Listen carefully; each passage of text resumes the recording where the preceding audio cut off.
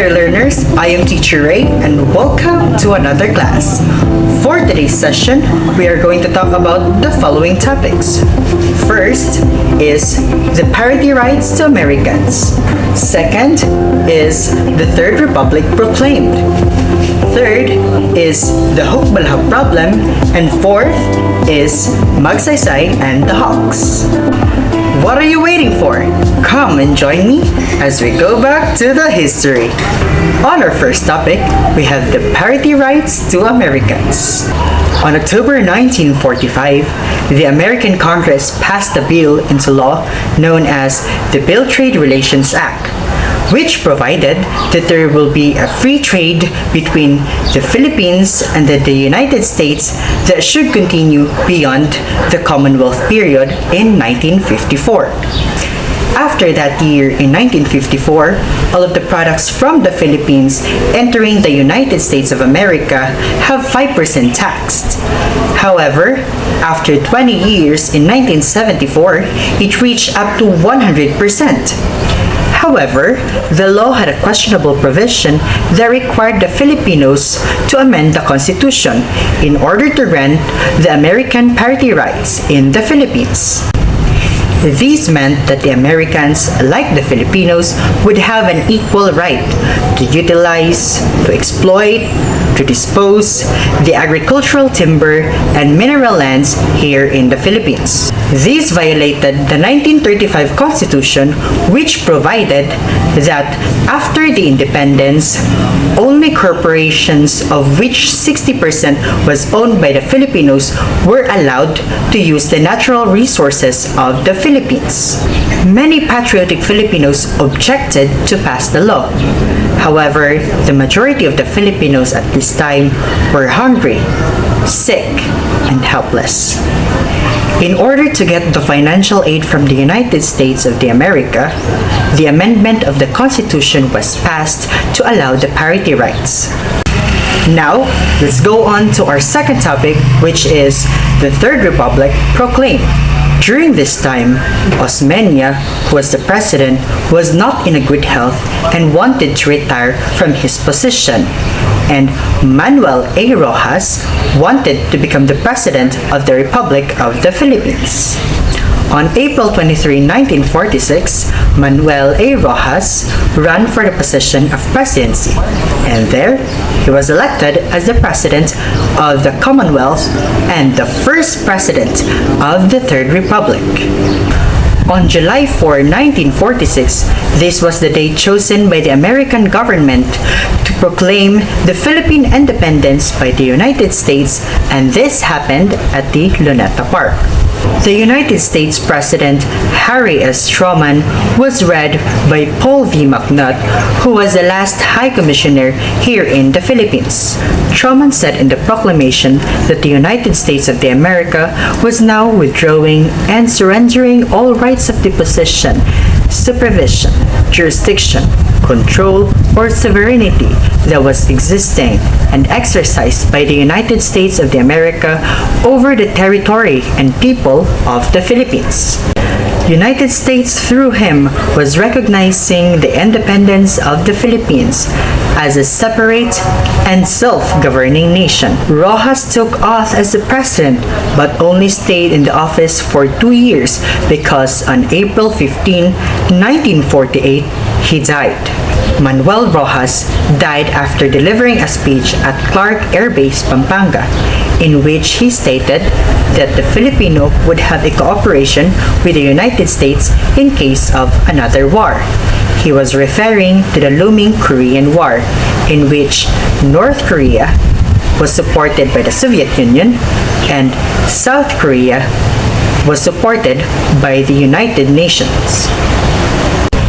Because he was conscious of the national security problem, President Manuel Roxas granted the United States control over military and naval bases at Clark Air Base Pampanga and Subic Bay naval bases in exchange for military aid.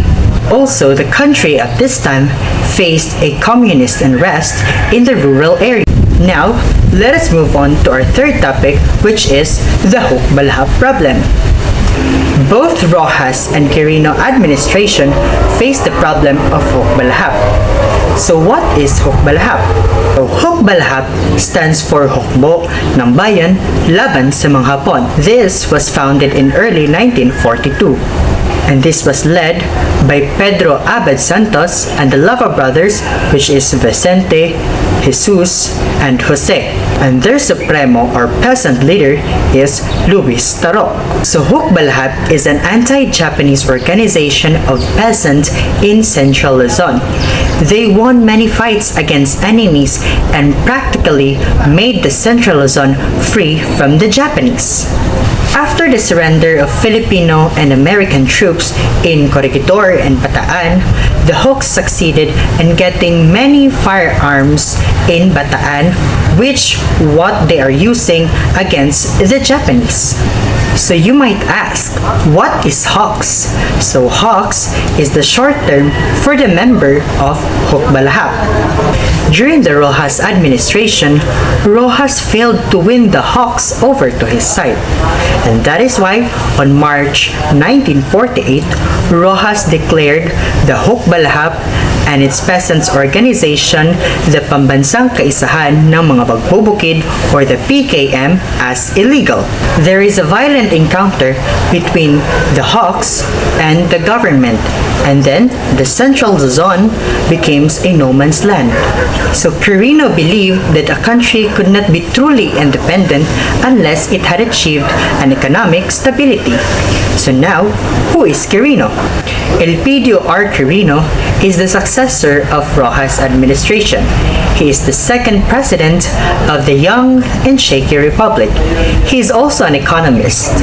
His program focused on agricultural industrialization, and he established the Philippine currency by setting up the Central Bank of the Philippines. He also signed the law, which is the Magna Carta of Labor and the Minimum Wage Law. He opened diplomatic and trade relations with neighboring countries. However, the Huk rebellion persisted and continued to disrupt this development. Elpidio Quirino tried to win the Huks over to his side by sending Antonio Quirino. So now, who is Antonio Quirino? So Antonio Quirino is the younger brother of President Elpidio Quirino, and he is a former judge. Antonio Quirino meet with the Huk Supremo, which is Luis Tarok, and in the talk, Luis Tarok asked for the following, and this is what he asked. In result of Tarok and Quirino meetings, President Quirino proclaimed amnesty for Huks and the PKM members. And as for the Huks, they promised to surrender their firearms to the government authorities. Judge Quirino denied on agreeing to implement Tarok's demand.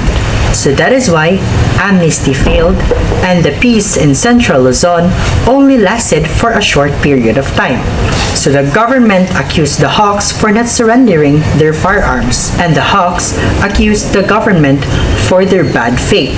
Overall, the campaign against the Huks renewed, and the Central Luzon once more became a war zone. Now, let us move on to our fourth topic, which is the Magsaysay and the Huks.